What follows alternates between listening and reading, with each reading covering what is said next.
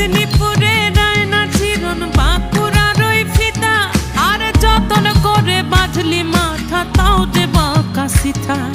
পেছ পাড়িয়া